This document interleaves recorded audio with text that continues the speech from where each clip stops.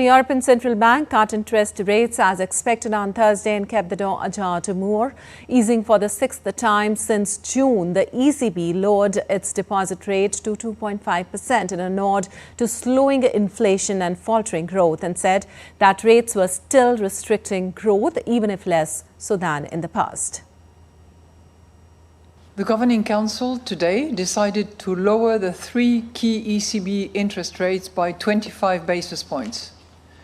In particular, the decision to lower the deposit facility rate, the rate through which we steer the monetary policy stance, is based on our updated assessment of the inflation outlook, the dynamics of underlying inflation, and the strength of monetary policy transmission.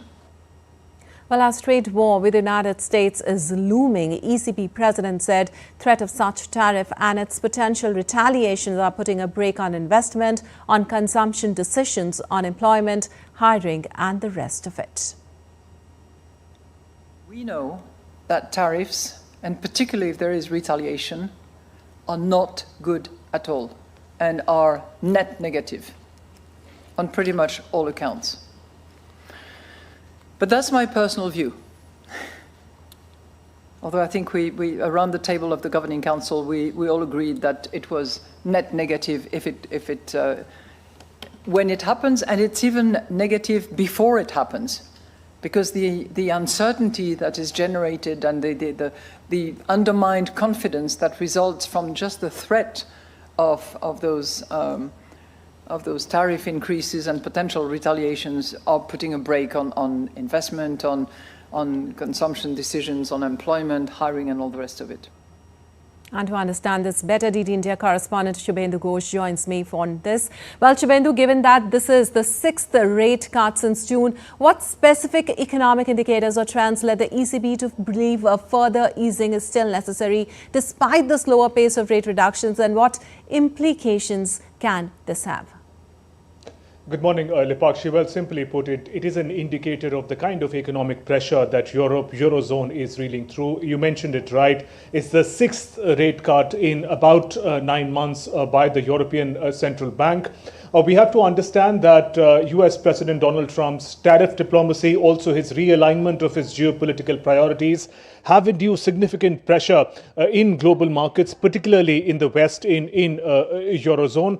There is also the Ukraine war, the pressures of which the whole of Europe has been reeling under.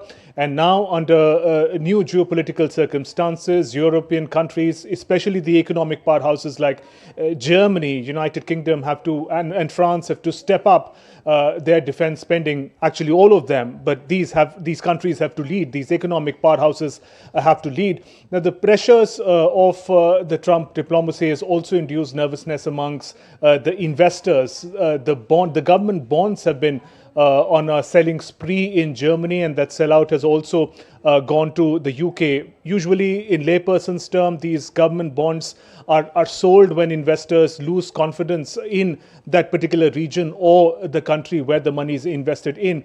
That makes the overall borrowing cost for the investors, for individual and enterprise investors, to borrow money in the country. And that is where the central banks have to come in, reduce rates so that the borrowing can be made easier, whether it is expenditure on the defense infrastructure, whether it is spurring the economic growth, whether it is bringing the inflation target under control. All these elements are controlled by the interest rates. So in that sense, we see that there has been liberal rate cuts from 2.75 in the latest to 2.5% interest rates, and it is expected that this would spur the much needed liquidity and economic growth in the region, which is in the center of global conflicts and also great uncertainty.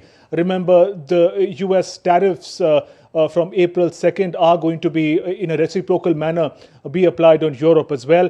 US and Europe as a whole, EU, are significant trading partner, about $1 trillion worth of annual trade, of which there is a trade deficit of about $300 billion against US. If US tries to match that up through its tariffs, there is going to be significant economic pressure and turbulence in Europe. All right. Also, if we talk about, on the other hand, President Donald Trump has again exempted certain goods from tariffs under the US-Mexico-Canada trade agreement. And it is the second time in 2 days that Trump has rolled back his taxes on imports from America's two biggest trade partners. How do we see this? That's right. American trading partners, although they are at an advantage as of now, as there's some relaxation as far as tariffs are concerned, American tariffs are concerned against Canada and Mexico. But there is a great degree of back and forth right from the day he took office about the tariffs. First, he announces the tariffs and rolls them back, uses it as some sort of an economic, diplomatic hedge. But we have to see that there are more tariffs that are lined up, significant ones on 25% on all steel and aluminium suppliers. We were talking about pressures on Eurozone earlier.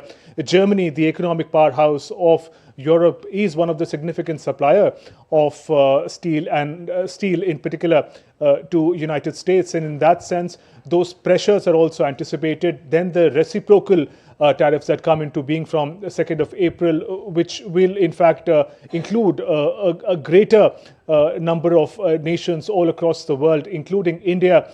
Those are certain conditions which are inducing great degree of economic uncertainty. Right now, we also see that the Trump tariff diplomacy is being used as some sort of economic hedge to meet a certain strategic and economic targets that President Trump has.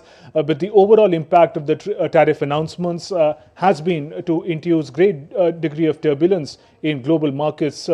Dollar has also lost steam alongside the currencies of the key trading partners, whether it's China, Canada or Mexico. In that sense, we'll have to wait and watch the manner in which the real tariffs, as and when they are imposed, and the impact they're likely to have on these partner countries and global economy as a whole. All right. Great degree of turbulence indeed there right now. Shubhendu, thank you so much for all those insights.